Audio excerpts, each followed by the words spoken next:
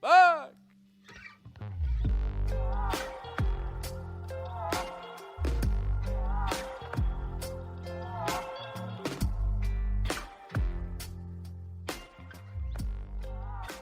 My name is Josh Miller. I own Riverstone Kennels, and I've been training gun dogs for more than 16 years. I have field trialed, I've hunt tested, but at the end of the day, I'm a duck hunter. You might find that the duck in our Duck Dogs podcast is spelled uniquely. The UK stands for my British Labs. I love my British Labs. I love what they offer me, both as a part of my family and the high motor in the field. As you're going to find, I have some pretty special dogs.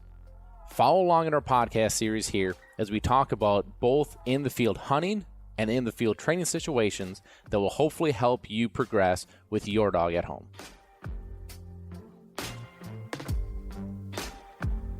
Welcome back to another episode of Duck Dogs, everybody. I'm your host, Josh Miller. And let's take a moment to thank our great partners of this show. So thank you to Eukanuba. Eukanuba Premium Performance Sport 3020 is the blend of food that I feed my dogs, especially now during the season. And the results, they speak for themselves. Recovery time, energy, coat, across the board, just a fantastic formula, fantastic food. And my four-legged athletes are a prime example of what a high-quality nutritional food can do for a sporting dog specifically. So go check them out, www.eukanuba.com. Also, thank you to Kent Cartridge. Kent Cartridge is your premium shotgun shell for both in the waterfowl field and in the upland field.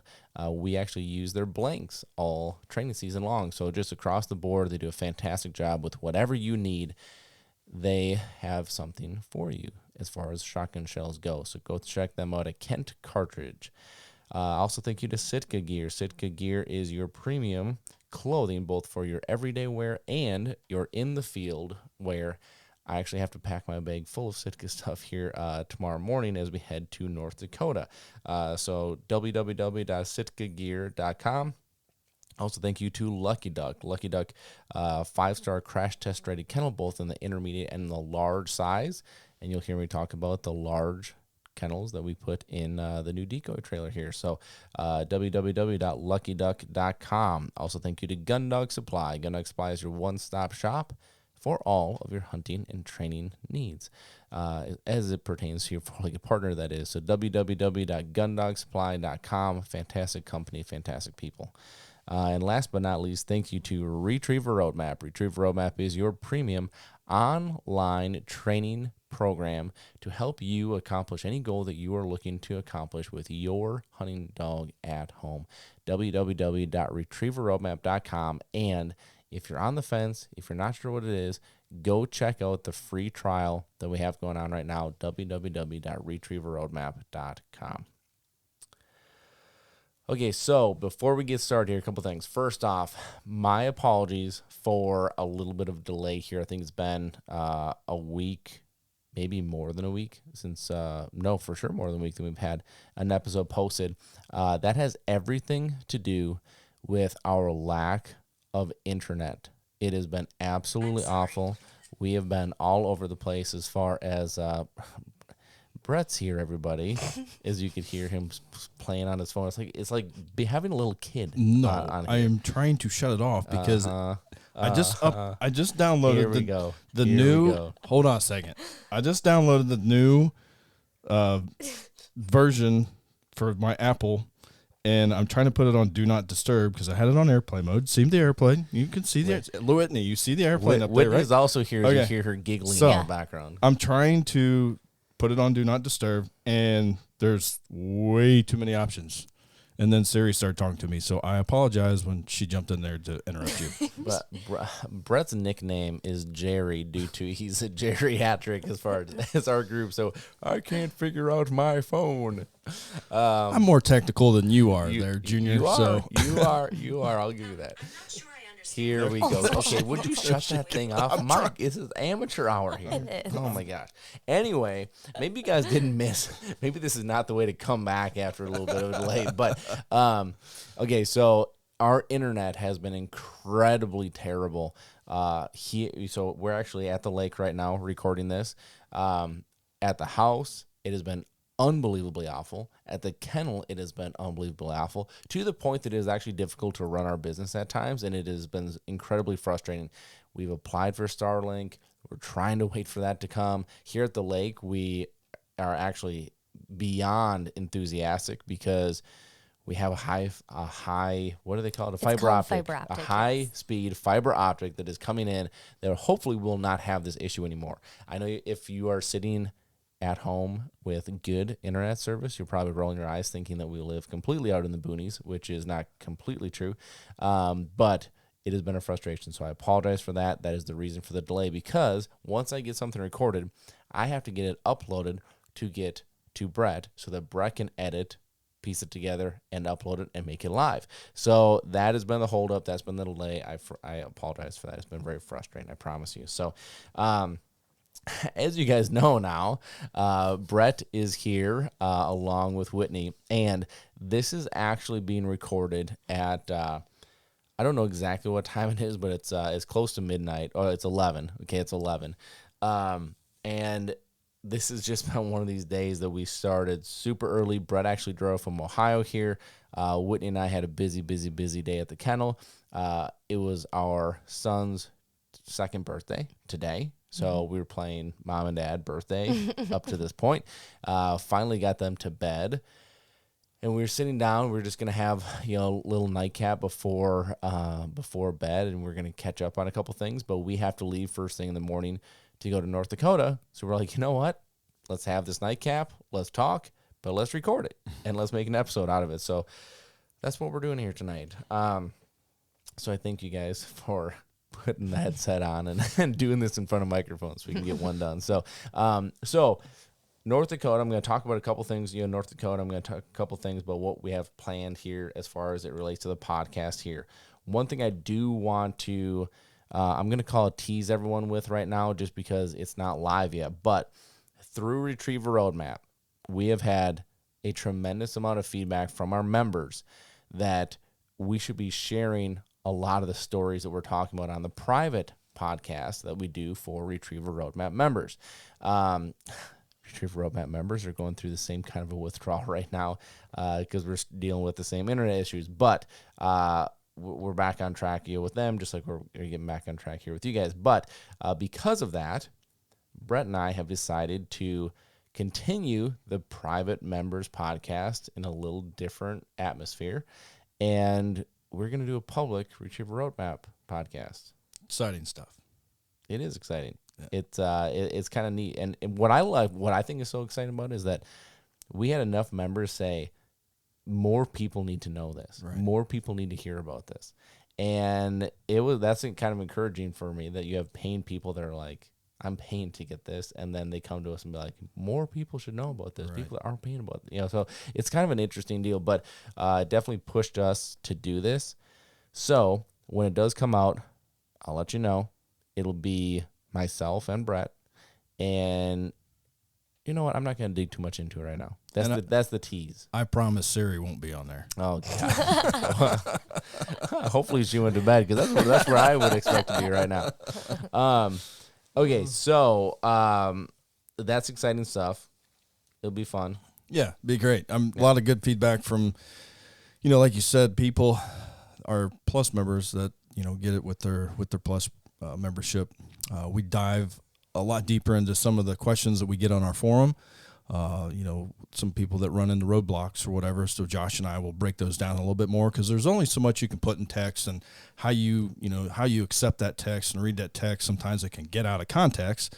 So, we sit down, break it down a little bit further, and it's just had a tremendous amount of feedback. So we're excited to make it public. Mm-hmm. Okay, so I'm going to go away from what I said before. So I said I was just going to tease. I was going to leave it at that. But since you kind of segued a little bit, let me dig a little deeper. That's a big piece of what we do on that, is that we take specific situations that members send in that want to kind of talk through, hey, this is what I have going on. What do you think? What I love about the Retriever Roadmap community is how many people jump in there and like, hey, I saw this with my dog, or hey, I'd love to know this too, or hey, have you thought about this? There's so many people that are jumping in and being so active on it. I love that because you have a group of like-minded people that are enthusiastic about their dog, and I think that's really, really neat. But the opportunity in a platform like this to take that, like you said, in a text, or in text rather, not in a text, in text, when you say, all right, so here's a very detailed question. I'm going to try to answer this detailed as I can. Right. Without knowing the dog, without seeing the dog, without knowing the owner, without knowing the situation exactly, without knowing the prerequisites up to this point, without like a lot of what ifs, right?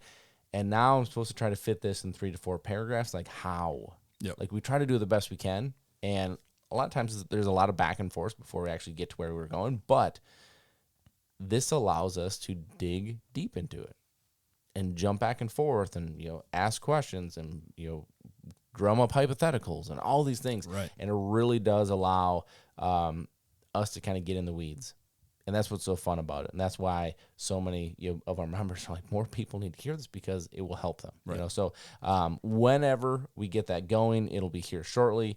We'll let you know, because if you're into this sort of thing, it might be another thing that you can grab as value and hold on to. And so it's a really neat deal. With all this being said, before we get too far, because this is a very real chance, like I said, we're at the lake for 2 reasons. One, because we're celebrating Colt's birthday, and he loves it here at the lake, and so we wanted to be here at the lake and have his birthday dinner here. 2 is that Bret coming in. Bret always stays at the lake when he comes into town, and so we wanted to spend some time with him. I guess kind of 3, we needed to get another podcast done, which our stuff is here. So there's a very real chance that you hear some yelling or crying in the background, and Mom has to excuse herself, and she's gone. So just know that this is very, very in the moment here at night. So, gosh, I have a number of things that I'm going to go off of here. So first off, Bret, we're going to North Dakota tomorrow. We have a lot of Retriever Roadmap content. Yep. We're going to be shooting. We have quite a bit of Riverstone content we're going to be shooting. What any thoughts or any anticipation for as we go into next week? Like, what are your thoughts? I mean, this is going to be year 2 in the same location, right, with the same host. We have clients that host us at their house, which is fantastic. Yeah. What are your thoughts? It's always exciting to go out there and visit with Travis Murray, and probably one of the biggest things I'm looking forward to is with the new course inside a Retriever Roadmap, being training in the field, we're going to really dive into a little bit more of and add to the program of things that come up in the field. We get a lot of questions, again, in the forum that, people like, hey, I took my dog and all of a sudden my dog did this and all of a sudden my dog did that. How do I do this? So we're going to try to capture, as much as we can of a situation. So, and share that with put that within the program. So that'll be fun. Then we also have some other cool stuff, in the works for Riverstone and for Retriever Roadmap. So we're going to be shooting some of that and, just going out there and hanging out, and hopefully you guys will be able to shoot a few and I'll be able to capture something with my camera. So here's why I think this is so important is you had mentioned the in the field training. Like, this is a really big thing that I think people just need to accept, and people need to let it sink in. And when I say people, I mean myself too. Like, this is always something that it can be difficult just to kind of keep in the back of your mind. But the training doesn't stop during season. Right. And I think way too often it's like, hey, season's here, done. I would argue there needs to be more training done during season than in the summer leading up to it. And one of the big reasons, you guys have heard me say this a million times, and it's the truth, hunting season unravels training season. Period. End of story. It just does. So, great example from a Retriever Roadmap member. Okay, maybe we're getting into the Retriever Roadmap podcast side of things, but I want to go down this because this was great. So we had a member send in What did he send it exactly as far as the popping? He went to North Dakota. He redshirted his dog last year. Worked his tail off. Worked his tail off. Yep. Put him through handling. Did a great job. Yep. Dog's running. Dog's handling great and everything. His first hunt was a youth hunt a couple weeks ago. They shot a couple birds. The dog did great. So they go to North Dakota, and he has to send the dog. He had I don't know how many trees he said, but almost half of them he had to handle the dog. It sounded like over half. Yeah, over half of them he had to handle the dog. Yep. And it sounded like likely the situation they were hunting and the dog couldn't see very well. Right? Correct. So I'm not trying to cut you off. Yeah, I'm sorry. But in a situation like this, how proud he must have been that he worked his tail off and has a dog that handles, right? And he could go do that. So awesome. But right. Finish. Yeah. And so now he comes back and he goes to send his dog on a blind or send him to a pile. And what's the first thing the dog does is gets so far out and turns around and looks for direction. So we call this popping. Right. And we call this popping because the dog turns and asks for a cast without a whistle being blown. So just in a hunting situation, okay, there are a couple things.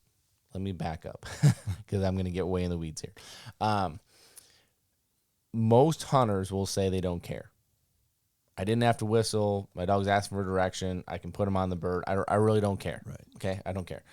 But it is going to hurt you from a training standpoint. Even if you don't care, it's going to hurt your training because now your lining work that you just worked on all summer long is not there anymore, right? Now the confidence of the dog is going, hey, I have to ask dad or I have to ask mom for everything, right? And will become dependent on you. All of a sudden the training isn't sitting there. So this will hurt at some point, okay?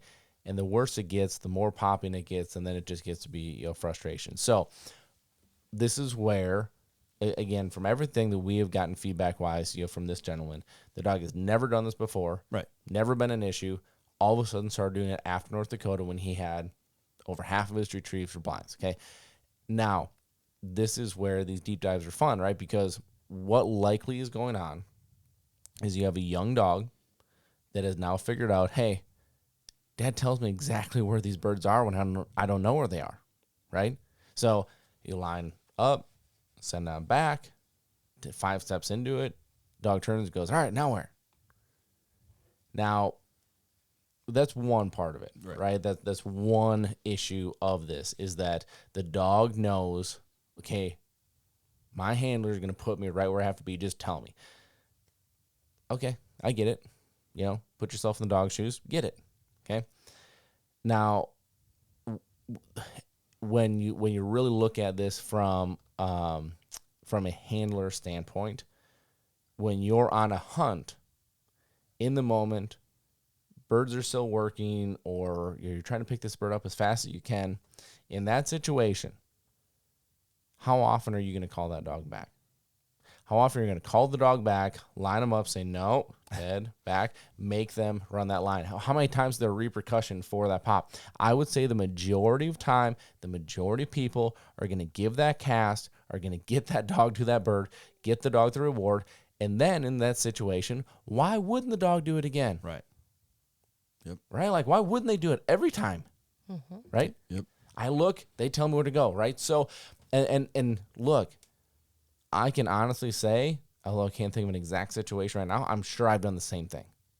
Yep. I just want to pick that bird up fast. Something happened. Boom, put him on it. I'm sure I've been there, right? I know I have. I just can't think of the exact situation right now. But this is exactly where hunting season unravels training season. You are not in control anymore. You are not a controlled, set up, clean cut environment. So you need to go back. And I think, quite frankly, you need to be training 2 to 3 times as hard. Right. Because you're going to have to overcome bad habits, bad situations, and keep on track. Otherwise, you're going to find yourself at the end of the season in a complete whirlwind, and you're going to go, what in the world happened from August 31st to now I'm in February 1st? What happened? And now we're going to start all over again. Yep. It is a tough position to be in. But this is why this is so incredibly important in season training. And this is exactly why Retriever Roadmap, we're going to be focusing on this from here through the end of January. And we're going to continue to put in field situations. We're going to get detailed into this because It is so important. Right. Yeah, I remember last year when we went to North Dakota, it was almost every day that we would train after our hunts, and we Every day. And North Dakota last year, our first trip out there was where we took care of Timber's issue. Yeah, for sure. So, but it just doesn't stop. We just had our youth season here in Ohio, and I took Timber. She did really, really well. So, but there's still a couple things that that I see that we'll continue to work on, and some of it's obedience. Going right back to obedience. So, I didn't mean to interrupt you. A year ago. Yeah. Think about how far she's come in a year. Right. That is crazy. Oh, and she is everything I knew she could be, and it's just fun to sit there and watch. It's you've got young kids, but man, so Mason's my third child. I have 4 kids. Mason's my third child, and my oldest daughter, she was really into hunting, and so fun going out with them. And Paige, my second one, didn't hunt, but Mason's super into it. Lauren's a little bit into it, but I'm telling you, Saturday and Sunday were probably the most fun I've been in the field in a long time. Just having Mason and watching him. Youth opener. Yeah. So only youth shoots. So it was just me. A buddy of mine went just to come along, but Mason shot his 6 ducks, and I sat next to Tim. Actually, my buddy Aaron sat next to Mason, and called the shots for him, and Timber and I sat just a little bit away from him, and to watch, for one, your kid shoot all the birds, and then for 2, watch your dog, go retrieve those ducks that your kid just. It doesn't get you better. I mean, it's just your day's coming, and trust me, he's got one more year, and it's crazy that he's got one more year and it's over with. And as far as youth season, as far as youth goes, so it goes fast. But man, it was such a great weekend. Yeah. I mean, awesome. I'm telling you, man, it's if you want to appreciate waterfowling in a different light, don't bring a gun. Right. Oh, 100%. To really appreciate it, especially as a dog handler. But then you add the kid aspect into it. You add the camaraderie aspect into it. You add, I think this is a big one. I think not enough people understand nor appreciate the absolute show that these birds put on. I mean, you watch the acrobatics in the air, and you watch what they're actually doing. It's like, how? Right. How can you do that? Yep. It's unbelievable. These birds are absolutely unbelievable. And I think some of it gets blinded when there's a trigger thought going on. Yeah, there's just it's just different. I remember going to Arkansas my first time, and that the first time the birds came in, I totally forgot to pull up my gun. Josh was like, "What are you doing?" I'm like, "I did not even think about pulling up my gun." I was like, "That was incredible to watch these birds." Those are the moments right there. I think there was one time in North Dakota last year when she came. You're like, "Why didn't you shoot?" She's like, "I was just watching." Yeah. Probably. I love to watch. It's so fun. Yeah. It's incredible. On that rainy day that we shot some honkers, You're like, why didn't you shoot? So, but no, it's a lot of fun, and like I said, just to watch the progression from a year ago to what where Timber's at now. She's a totally different dog. So, but I thought I heard a mom. All right, 2 headphones, check. Two true parents of small kids. When I don't hear a thing, and both headphones come off so I'm past that stage, and so. But no, it was fun. Just to watch her, where she's gone from a year ago to where she is now, and man, just a lot of hard work, sitting out 2 seasons, and it's so rewarding. 2 seasons, man. Like most people think I'm crazy to say 1. Right. Yeah. I mean, 2 seasons is a lot. Yep. And there's a lot of times, last year when she went on several hunts towards the end of the year, and I never brought a gun one time. Never shot a bird. And this year's probably going to be the same. I just love sitting back, like you said, watching the show. Now I'm sure if it's just Mason and I, maybe, depending on how things are, I'll bring a gun, but for the most part, I just rather sit back and work the dog. Yeah. So not bringing the gun kind of segues Are you good, Mom? Are you on mom duty? We are all You're good. back. Okay. So that segues me into North Dakota. So I want to talk about the trailer build. We just got done with that. That was a severely underestimated project on my part. I did not think it would be that tough, or not that tough. It wasn't even that it was tough. It was just incredibly time consuming. Hey, let's buy a trailer. Yeah, that's Great idea. That's exactly how it went. So we'll dig into that, but and I'll talk about, because that was very detailed about how this whole setup was, so I thought, let's talk through that a little bit. But North Dakota. So one of the things is I kind of wrangle the North Dakota trip together.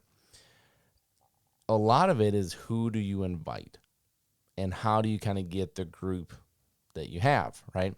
So let me talk through this one, because this was kind of a goofed up. So we have 8 people going, and it's too many, maybe by 1 or 2, Probably. but it's also not. Right. Okay, and 8 would sound like, whoa, especially because we have 2 hosts, which means we're gonna have 10. Right. Okay, but hear me out. So Travis and Marie don't always go on every hunt. Okay, so they're not a guarantee. So we have 8. Okay, of those 8, we have cameraman Bret, cameraman Rob, and dog person Josh. Right. Okay. So now we have 5. You can call yourself a handler. Right, handler. Okay, handler. Yeah.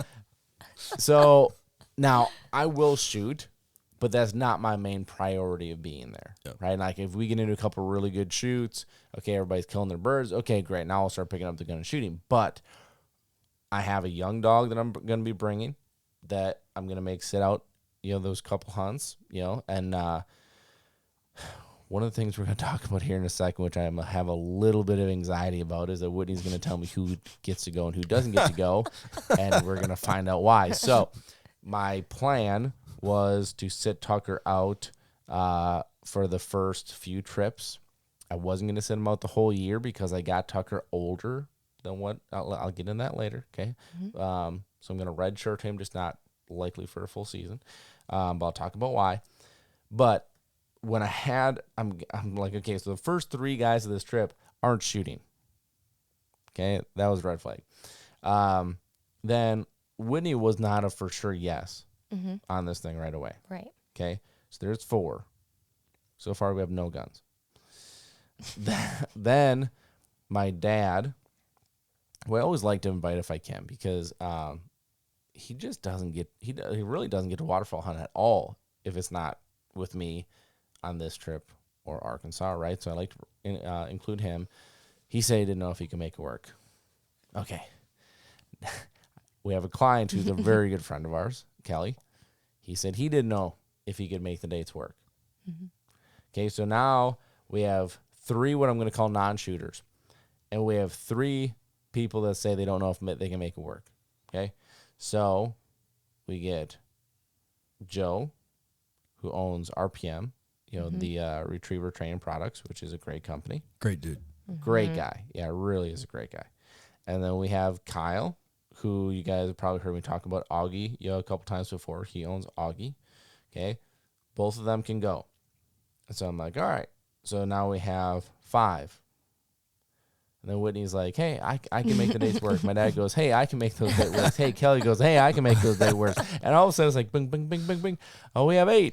It's a party. It is a party. And so, but it's really not too much, right? Because if we have 5 shooters, and the hard part is we still have to hide 8. And between Bret and Rob's camera gear, that's basically like hiding another 3 people. So the hides are more difficult. But we have a good group that is going to be going. And that, quite frankly, is more important to me than anything else, because it's not about killing birds. No. As much as I would like to say it's about the retrieves, it's not about that. It is really about being there in the moment, enjoying what God has put in front of us, and smiling. Really, quite frankly, that's what it's about, right? Yeah. So, so I'm not at all worried about the group that we have going. I'm a little worried about the dogs that we have going. So Before you get into that, who's sleeping on the couch? Not me. Not me. That's a good question. That's because there's only so many beds in this place. There's only so many beds in this place. I was just thinking about that. So because you thought of it, the veteran move would be the first one in there and just put your bag in the room. That's right. The veteran move. Right. That is the veteran move. And as you call me Jerry, I mean, you should look at your elders and go, you know what? Jerry. You can have that room. And then Rob's a little older than me, so he should have the other room. So Rob needs to be in a room because otherwise he will He's shake the house down. No one will sleep if he's in the living room. yeah. No doubt. Oh, gosh. We could throw him out into the trailer. Yeah, there you go. The trailer is built well enough for it. I'll sleep out there with the dogs. Yeah. Okay. So let me dig in the trailer a little bit before we get into who's going and who's not with Whitney, because that's going to be, you guys will understand a little bit of my dilemmas on these trips. It is not as easy as we would always like it to be. So, trailer. So, a few weeks ago, no, this was more a month. Game fair. Game fair. That's what it was. It was game fair. Okay. So, game fair, I started looking around at all the booths, right? And I'm looking at all the booths, and we do try our best, right? Like we made these, wood panels, and we put it all up. And we try to make it look good, and it doesn't.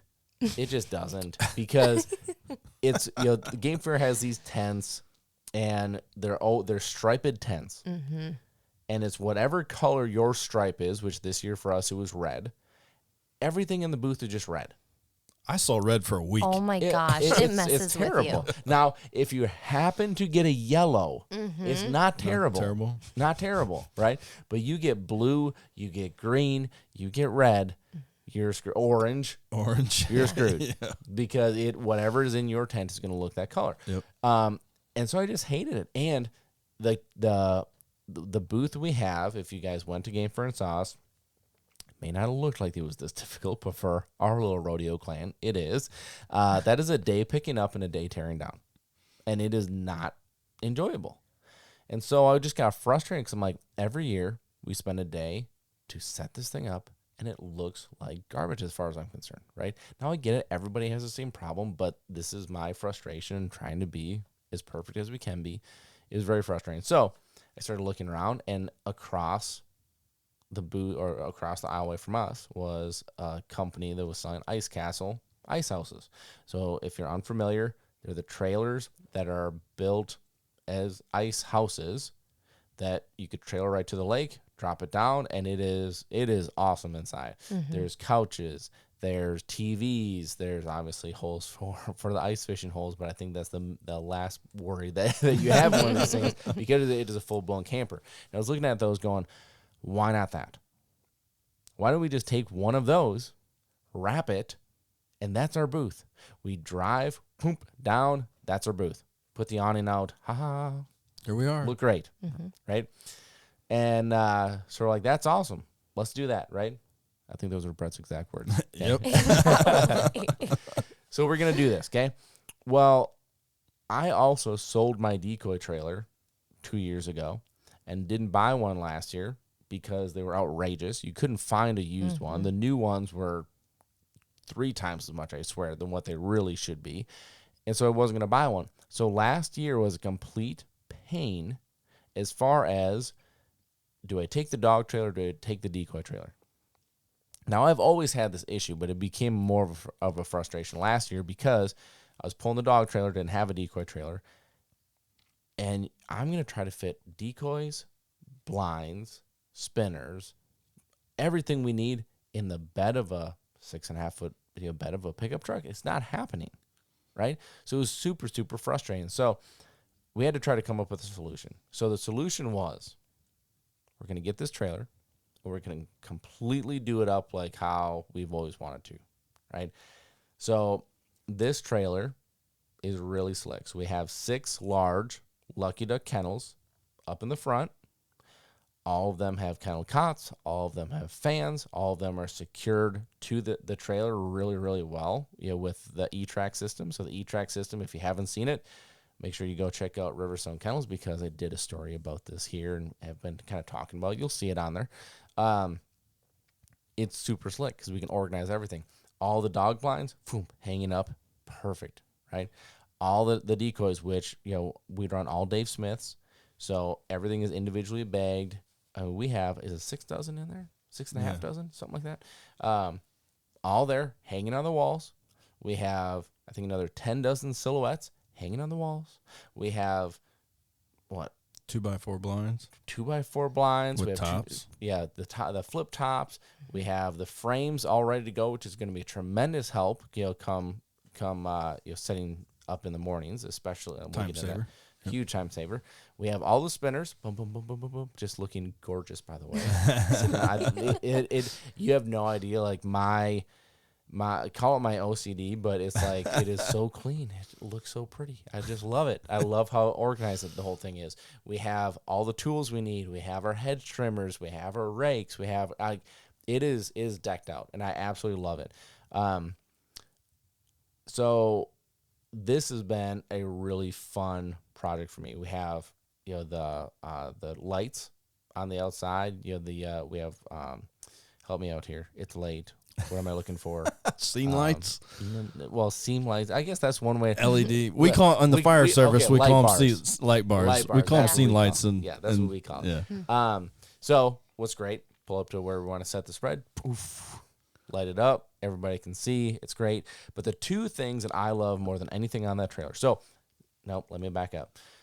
This thing is framed out. We're putting an AC heating unit in it, so it's 100% completely climate controlled. Love that. Of course, there's ventilation going in. That's the one thing that kind of irritated me. The number of people on social media, they're like, well, if there's no venting in there for the dogs, well, the dogs are going to cook in there.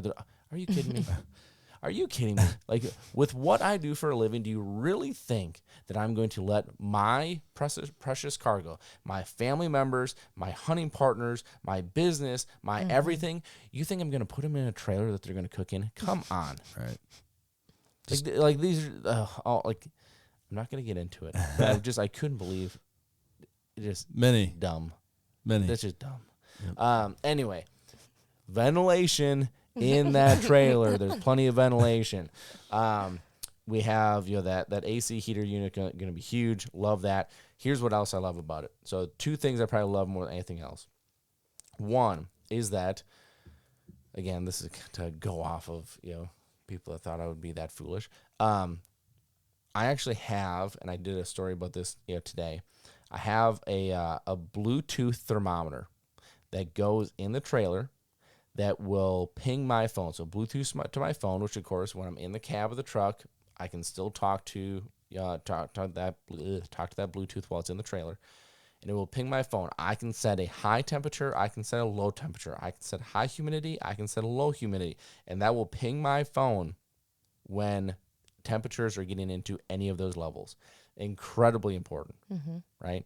Because although there is ventilation, although they have fans, although everything is, let's be safe. Right. Like, let's just be safe, right? So that's my favorite part, number one. My favorite part, number two, is, shocker for anyone that has followed me for any amount of time, I put a whiteboard on the, Whitney hasn't even seen it yet, have you? On our Instagram story, I did. Okay. So I put a whiteboard on the inside of the door. So you open up the door, boom, there's a big whiteboard. I did that for a couple of reasons. But one thing is to help set up. So Bret and I in particular, we hunt with a lot of people that are either brand new to hunting, because we love getting new people into it, or people that just are not maybe overly experienced. Fair to say? Mm-hmm. And what happens is Bret and I start going, okay, we need to get the decoy set. The wind is doing this. Let's do this. We get the whole game plan. We tell everybody, right? And then naturally, just because people are confident, right? They're like, okay, so where do I put this one? Okay, we'll put it here. Okay, now where's this one? And okay, why don't we just set the whole spread, right? But then if you've never put together one of the 2x4 blinds, they're not difficult at all. But if you've never done it before and it's in the dark and your hands are cold, I get it. Yep. Like, it's a struggle, right? Okay, so now we have to go help put those blinds together because they're not going to get up otherwise, right? So in past, that has been a priority because these have to get up, they have to get brushed in, they have to get set, they have to be done right. You gotta hide. Gotta hide. Yep. And then we get set up, and it's like there's a meeting of the Mickey Mouse Club out there because all these decoys are like just bunched up in a pile. We're like, what happened? You know? So what the whiteboard will allow us to do is set up and say, all right, guys, here's the deal. Blinds are going to be here. Wind is doing this. This is how we're going to do the decoys roughly, right? This is what we're going for. This is why we want them set up this way, right? People can learn, which I think is huge, visual learning. And then as guys are going back and forth and grabbing decoys and setting them, they can look, okay, this is what we're doing. Look out. Okay, this needs to be filled in over here. Boom. It's going to be so helpful. Right. So helpful to expedite the process in the morning and to make the whole group feel involved, that everyone's not just sitting here waiting for a direction, right? Yep. I really like it. I really, really, really like it. I think it's That's great. a great idea. I think tomorrow before we leave, though, we should probably do a Chalk Talk Tuesday. Yeah, we probably should. Probably should. You always have your Retriever Roadmap hat on. Yeah, he That's does. right. So I really like the trailer. Mm-hmm. It'll be fun when we wrap it. It'll be fun when we have some other stuff we're gonna do with it. But right now, I do really like it as far as functionality, cleanliness, organizational. Really like it. Yeah, it's when we first started, because we started looking. I was up here 2 weeks ago, 2.5 weeks ago, whatever it was. I don't know. I might as well just move up here. Yeah, you really do. I'm gonna talk that over with the wife yet. So, but when we were up here, we went and looked at them, and we were debating on size, and I think we stuck at 20 foot. Like, this is it. And when you look at it, you're like, man, this is huge. There's going to be tons of room. Because 20 foot to the V To and the another V. 2, so 22 Right, feet 22. total. Right. So you're like, man, this is huge. What are we're never going to fill this thing up. And then when I got here today, because obviously I'm in Ohio, you're here, you've been busting your butt this whole week, putting this thing together. And I looked in there, I'm like, what happened to our 20 feet? No, it's unbelievable. It's gone. It's unbelievable. Yeah. So now what I'm really excited about it, not only through this hunting season, but, once we do get in the show season and travel around and we transform it into a booth, and, we got a lot of cool things planned for, some shows next year, and it'll be good. So really excited. Yeah. It looks great. You did a great job planning it out. Thank you. It looks wonderful. You did do a good job. Thank you. Yeah. I was literally sweating today because Were I you? was like, not only It because was 90 degrees out, no, everyone. it was not. It was not. It was not. It was. I think it was partially due to me going, 1, am I going to get this done? 2, are we going to have enough room? Right. 3, do I have all the parts I need? 4, do I? And we were just like, He's been an just emotional roller coaster. Right. Oh my gosh. He thinks And- it's going great. Oh my gosh, now panic. Wait, it's going great again. Panic. Well, great. and then we had to put the rock tamers together, Right. Oh, right, yeah. which Bret did a great job at helping me out getting that done. But those rock tamers, like if we think we've had this trailer for like, I don't know, a week, Right. maybe. Yep. If we would have had this for a day in North Dakota on those gravel roads, that trailer would have looked like a dang golf ball Yes. because it was already getting beat up. So just trying to take care of the dang thing. Yep. Yep. But yeah, I'm excited about it. I think there's a lot of cool things. It'll be really interesting to kind of get it going. I'm sure there's some things that we're gonna Tweak. tweak, have to change. Didn't work like I thought it would, kind of thing. But so far so good. Yeah. No, I think it looks great. We had, I'll tell you the biggest the biggest comical point of today. So we have a gal named Abby. She's a great girl that works for us. Great worker, great person. Can't say enough good things about her. But she's almost like the I was gonna say jack of all trades, but we'll say the Jill of all trades in our organization, because she does a little bit of everything. And so today, she could tell right away. She was like, "This needs to get done today," and she's like, "All right, what do you need? What can I help with?" So we were gonna run here to the lake. We have a shed that we use for some storage, and I had a bunch of stuff here. I had some layup lines. I had all the Dave Smiths were here. Had a lot of things, and we were going to just take one load, do something. We're actually going to take the trailer, bring it here, do what we had to do, and then bring it back, right? But once we got here, it was like, but I think we could fit all this. Well, about 3/4 of the way through, you're not going to fit all of it. But you have you ever heard about the blonde joke of swimming across the river? No. No. Can I Okay. ask you one question? Yeah. When you say you're not going to fit all of it, like you did not bring the trailer here. No, I'm You're putting it on saying you my have your pickup. truck. On the Yes. pickup. On the Okay. pickup, Yeah. right. Well, let's make that clear. Yeah. Okay. So I have my Okay. blonde oh my dad gosh, joke. Here okay? we go. So okay. So Earmuffs for kids or a redhead, a blonde, and a brunette are standing at the side of a river, right? And there's current, there's long distance, right? So, but they have to get to the other side, right? So, redhead starts, she gets an eighth of a way there, and she goes, "There's no way," and swims back, right? The brunette goes, "All right, it's my turn." She gets about a quarter of the way there, says, "I can't make it," swims back. The blonde goes, gets 3/4 of the way there, and goes, "Nope, can't make it," swims back. okay. Brett has his like, oh my gosh, look on his face. oh my gosh. Get it, everybody. She only had a quarter of the way to go. She would have been there. She drove through. Anyway, that is how I felt at this point, because we're like 3/4 of the way there. We're like, we know this isn't going to work. We're like, oh, it's working. Right. Like, we're going to make this work. So we pile everything in the back of the truck. It's like a heaping mound of very expensive decoys. So I was looking at it going, we have to make it. Okay. And now the how far is the lake from Less than the 10 kennel? minutes. Yeah, like distance wise. 7 miles, maybe. No way. You're, It's like 3. how many bourbons maybe. have you had? I was gonna say like It's probably 3 or 4. I was gonna say like 2.5. Maybe- Yeah, no. Today it felt like 7. Yeah, I bet it did. I bet it did. So I was like, all right, Abby, here's what we're going to do. You're going to drive my truck, put the flashers on, just drive slow on the side, and I'll sit on the back, just kind of keep pressure on these decoys, because we had to have the tailgate down. That gave us a bunch more room, and just go slow. We'll make it.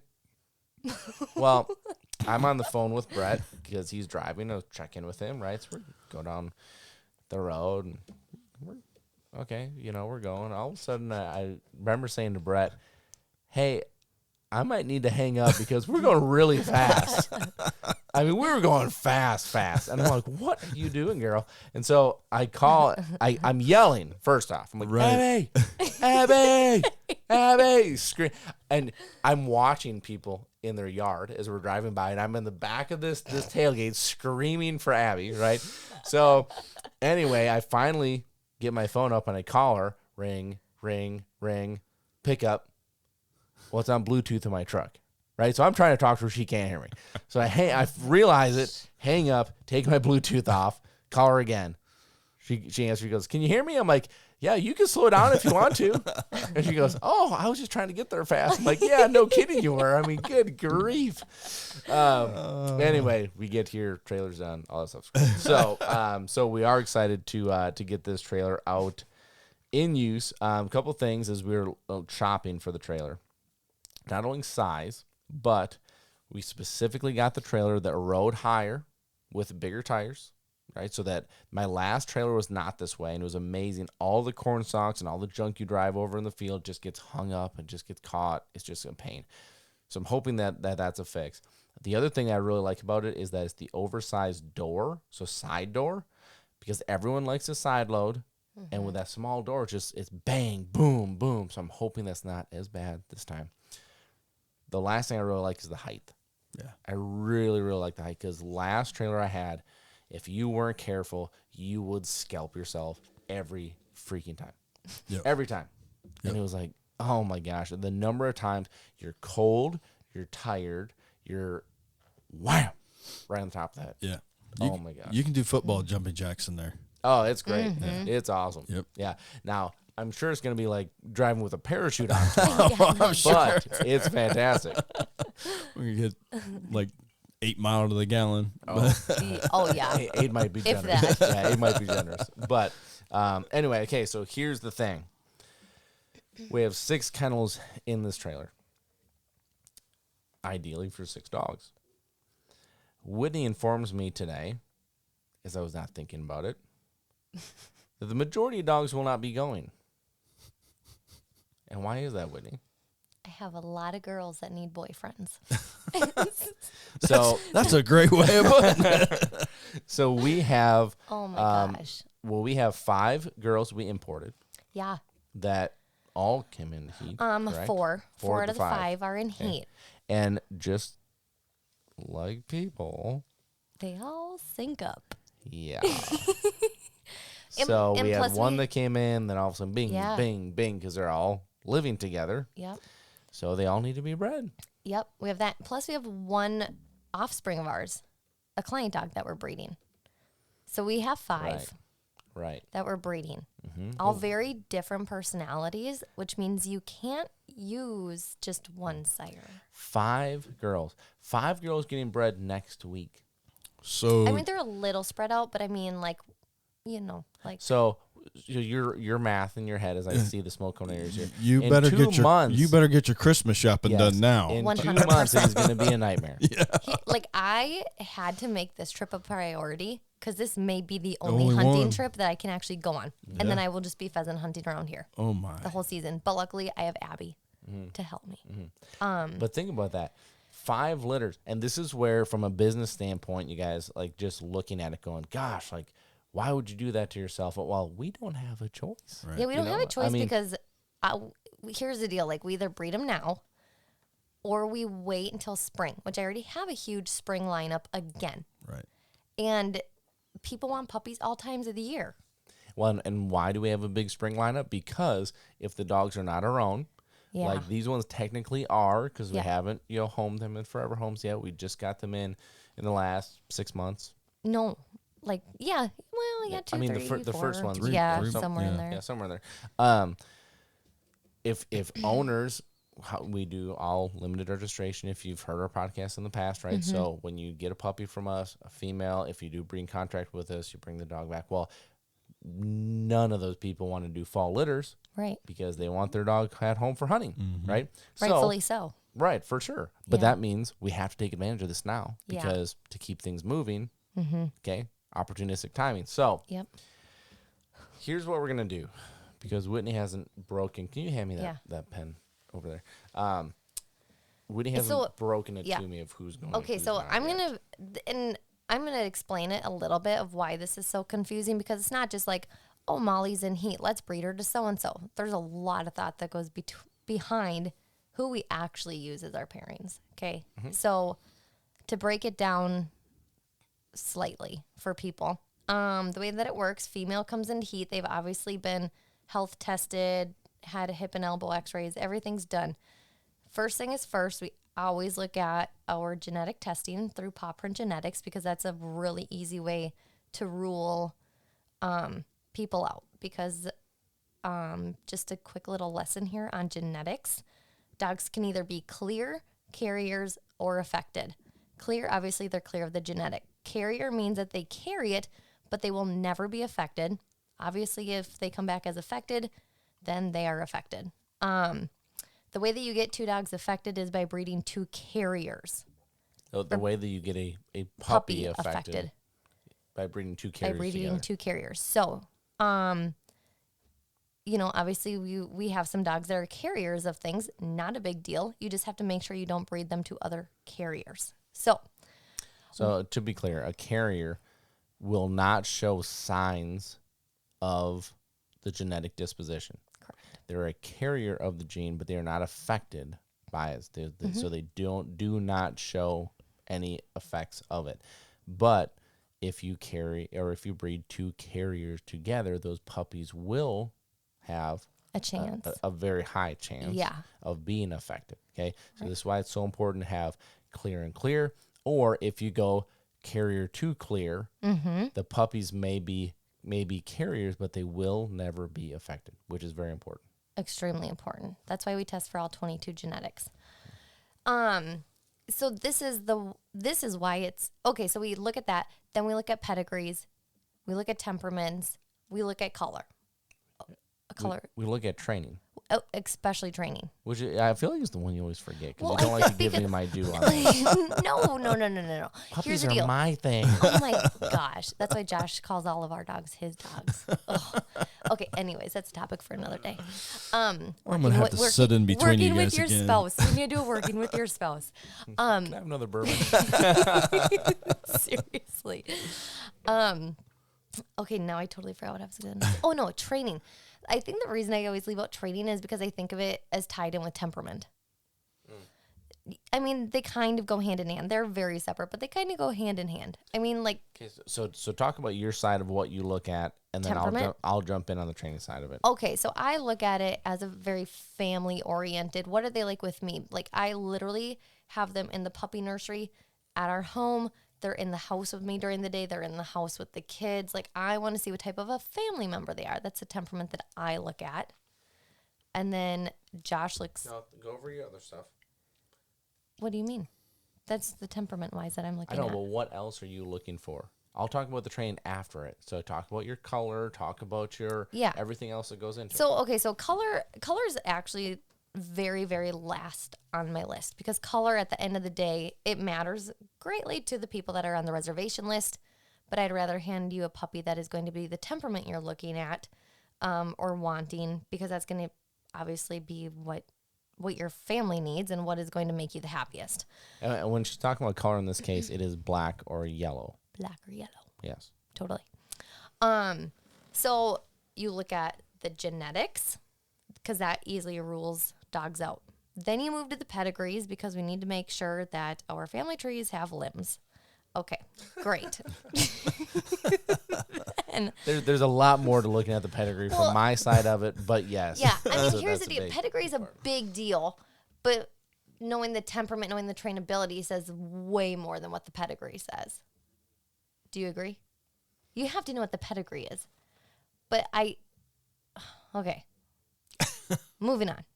I have my this is quite frankly, to be very fair, I think this is why our puppies are what they are as far as how good they are because Whitney and I do butt heads a lot on this. Yeah. And Whitney really looks at, she's very health, temperament, has to be great, family member has to be good, all stuff, and all that is fantastic and all that, that's very important. I look at pedigree from what is your pedigree as far as like, are you from lines from overseas that I really love? Right? Are you from dogs that have proven themselves? Are you from dogs that are high calibers? Are you from dogs that, and I really dig into that, okay? From a training side of it, this is where I think we separate ourselves from a lot of breeders, is that we're training these dogs, as the puppies we produce, we're training them. So mom and dad, we get to a point that grandpa and grandma, like I've trained all of those dogs.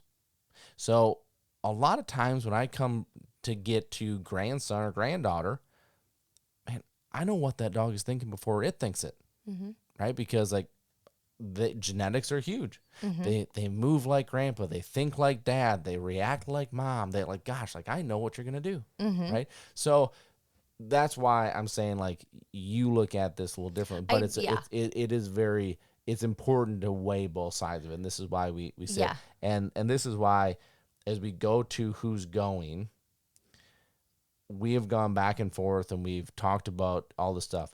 What didn't hit me was that they would all be having to stay back.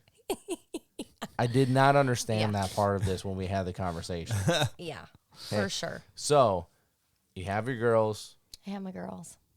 Okay, so tell me, can I just do this? Can I just go down the line and you tell me if they're staying or going? Yeah, we can do that. It's going to be kind of a game time decision here maybe tomorrow, just quite quickly. Frankly, that's all I care about at this point. So here's the deal. I'm also maybe going to put you on the spot a little bit with the question that, I mean, I just want to know your opinion on it. The look on his face is like, this has to do with Tucker.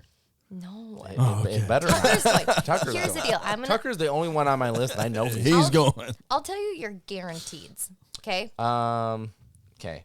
Let me. Okay. Go ahead. Yep. You're guaranteed Brock. Good. You're guaranteed Tucker. Good. So, is there anybody else? Well, let me ask you my question. Okay. So you're telling me before I have 2 dogs of my. You have 2 1, guaranteed 2, dogs. 3, 4, 5, 6, 7 studs that are my boys. Mm-hmm. I have 2, and 1 isn't even on the team yet. One's redshirted. Gosh. Okay. Okay. Okay, so here's the deal. I've been thinking about this a lot. Solo. At first I was like, yeah, he's going to go on the trip because we just bred him to Purdy. But Just bred him like. then I was Wait. he Brett was just and walked around the corner. They were tied up today. So like 3 hours literally ago. hours ago. Yeah. And I was like, you know what? I think Purdy's good. And we always talk about, how we want to breed the sires for the first couple times. But I do think him and Molly would be a great pairing. But that's going to be something that I'm going to let you think on for the night and decide on. Because it's going to be a big, what do we do? Our other option was a strike with Molly. Strike or Bud. And I think Bud and Molly would be a really, really cool breeding. But that's one we're gonna have to think on. So here are the boys that I'm going between. Okay, I'm gonna tell you. I'm going between Wait. for breeding. Are we changing the subject now, or are we still talking you about were Molly? thinking pretty hard about it, so I was gonna let you think on it for a minute. These aren't real easy decisions sometimes. We're at 1 dog. Yeah. One that's retrieving. I think we should. I want to breed her to Brock, but there's no way I'm giving them up for the. So now I have no dogs. Actually, honestly, Molly and Brock were going to be bred, but she came into heat way earlier than expected. And I was like, I cannot have another litter of all yellow. That's what it came down to, was having another litter of all yellow. And we can breed her. It's not all it came down to, because another big factor is that I don't know enough about Molly yet, and looking at her background and looking at her pedigree, I think there's 2 things that's very apparent to me. And one, both of them pair up exactly like Brock. One is extremely hot, and 2 is slow maturing. And so you start pairing those 2 things together. But I don't know enough about Molly yet. You know, like, she's been awesome. She's a sweetheart. I love her. Love her to death. Love her size. Love her big heart. Love her motor. Love everything. But there's just something that goes, if you're like, hey, you're going to have a litter for you, all day long. Most people aren't looking for a dog that I want. Right. So I have to take that in consideration. So, gosh darn it. Uh-oh. There it is. Uh-oh. There was a mama. There's a mama. Okay. Now we get to think about this. What about strike? Well, okay, now she's gone. That's probably who I would lean to in this for a lot of reasons. I think pedigrees match up really, really well. I think he has a mature side. He has that easygoing, side to kind of really go with her, because I love that she's hot. Oh, she's a hot one. I think Strike would be a great pair for her.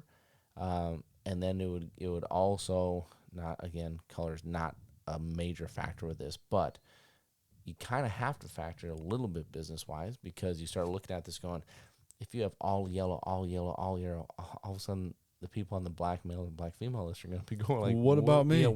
So that has to at least be, it's not a huge consideration, right, but it is a consideration, at least a little one. When you start going like, hey, this, like, if I'm on a fence, like, this kind of helps this side of the fence, yeah, for sure it does. Right. The hardest part about Solo right now is that what we're trying to do is we're trying to gauge his puppies. So that's why we bred him to Purdy, is because we've had 2 litters with Purdy now with different studs. So we know what those puppies are like. So now this would be a good measuring stick. But just like we do with all of our studs, if you take one of his puppies in the first few litters, it's going to come with a required training. Right. So, and that the whole reason for that is so that we can, like, I want to know. Like, I have to know. I can't just take the word for, hey, this puppy's a great puppy. Well, like, what does that mean? Like, I need to know what these puppies are like. So, So there's a lot to it. Okay, so let's take that one off the table for now because we're over an hour into this. I'm half asleep right now. What's the waiting list right now, Whitney? 2 years. 2 years. It is 2 full years. That's incredible. That's awesome. Super blessed. Yep. Honestly. That's awesome. Yeah, it's great. So. Well. Okay, I'm waiting to hear. Let's go. Let's go. Okay, I think Bud and Strike need to stay back. Okay, so Bud's out. Yeah. I'll tell you what irritates me about that is not. So this is okay. This is the business. Okay. Yeah. It's not all fun and games. It's not we get to go hunt all over. Like these are the decisions that have to be made. Love that we're gonna have puppies, right? Love that they're gonna go produce because these are 2 fantastic boys. But I love how the Dakotas offer these big blinds. Mm-hmm. Like it's such a great way to test, and it's such a great way to push. And both these dogs are fantastic. And I'm gonna miss both of them this week. Okay, so they're out. Mm-hmm. Okay. And that leaves the old man. I'm gonna guess he's probably staying home too. Wait. What? So Solo, he's breeding, so he's out. Are you going to let him? You have to decide. He's done breeding What? Purdy. Oh, okay. So, Purdy and Solo are done. So he's a question mark. Okay. I know. So is Clyde in or out? I was going to let him go because I just... No. What? You don't let him go. Like if he needs to be here, He does for not need business. to be here. He does not need to be here. I could use him if he was here, but he does not need to be here. What do you mean by that? I We're would... going to get into a business argument right now because just tell me. Like, does he have to 'Cause say or here's does the he get to deal. go? Like, We have Spay, who on my list would be bred to either Strike or Clyde. And so if we... Okay, so you're trying to do me a favor because Strike has to stay back anyway. No. Let's do this right. Let's do this right. So we don't know. We don't know at this point. All right. Let's just say that. Let's take North Dakota out of Let's this. just say, yeah. And you have Spay. Who are you breeding her with? I don't know yet. Clyde. Here's the deal. The reason I don't know is... 100%. 100%. Yeah. So that leaves. Clyde's... Clyde is Clyde. It's hard to beat Clyde. He's friggin' awesome. Yeah. So that leaves Brock and Solo, and Redshirt Tucker. Tucker. Is that right? Yeah. And Solo's a question mark. Mm-hmm. So it might be Brock Brock. Oh my gosh. and Augie. Oh my gosh. And Noxie Boy.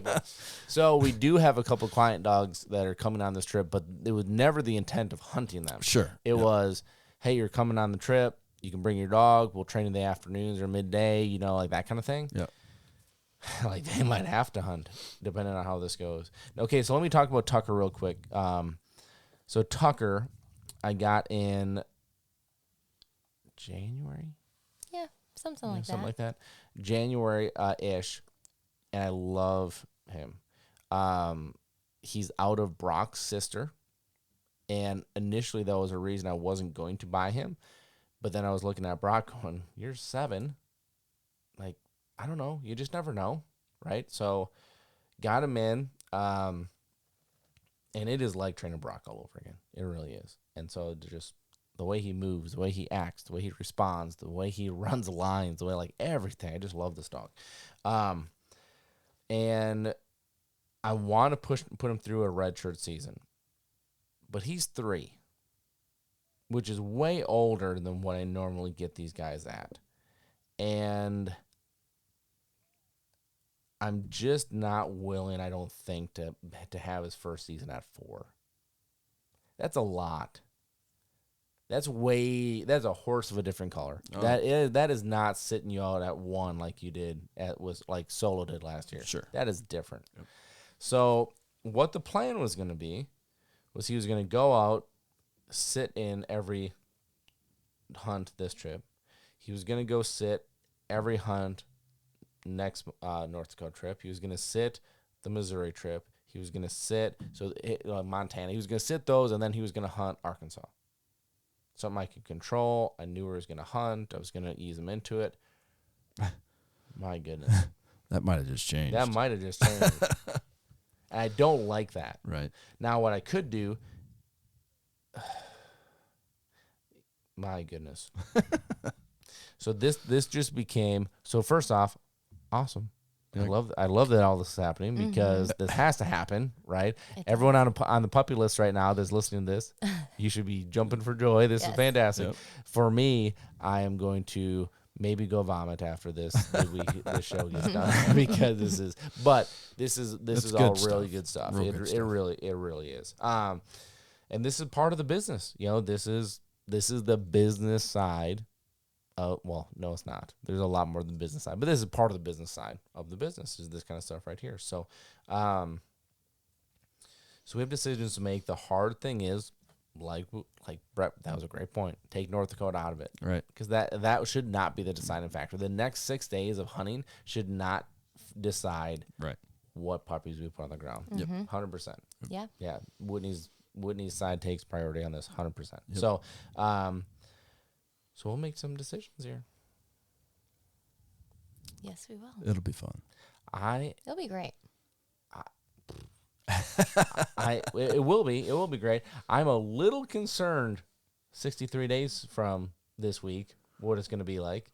Oh, I got it. I'm telling you. Oh, I know you got it, You- but I got it. You better Goodness. start getting your Christmas presents I- ordered, wrapped, and the tree up now. Yeah. No doubt. No doubt. Whitney's going gonna to be have Christmas crazy. carols going on the Alexa here in 2 weeks. That's right. Oh, Oh gosh. my gosh. It's going to be sleepless. Well, anything else? No, I think we're good. Oh, you're gonna be busy. Jeez. Oh my gosh. Yeah. That's good. It's great. Thank you guys for spending this time, this sleep-deprived Duck Dogs session that we had here. Thank you to Whitney and thank you to Bret for spending the time to be down here. Also, thank you for bearing with us with the kid interruptions. That was great. And Part of being a parent. great momming on Whisper. Yeah, and just to make it clear, it is extremely late and she is still awake, but Yeah. she can sleep in tomorrow. Yeah. She's my little night owl. You know, one thing about this whole podcast that you forgot about was I got a message today that you guys were going to do this at noon. Yes, was we were. ours. We were. It was on our calendar. We were until. Until. So there's two things. One, the trailer, and I Yeah. was so dove into that I could not come out and Yep. I couldn't. So the second thing is, when I am just not good enough, I'm not talented enough to sit down here and be like, on every day at noon, I'm going to sit down here and talk to myself. If we did this every day, okay, Right. I could get into this. For right? sure. But doing it by myself, it is very, very difficult. And sometimes I just can't mentally be like, click, I'm into it. Click, I'm out, right? So I was not going to be able to click out of that trailer. And if I would have sat down here, I would have been thinking about that trailer the whole time and how I'm not going to finish it and I'm not going to.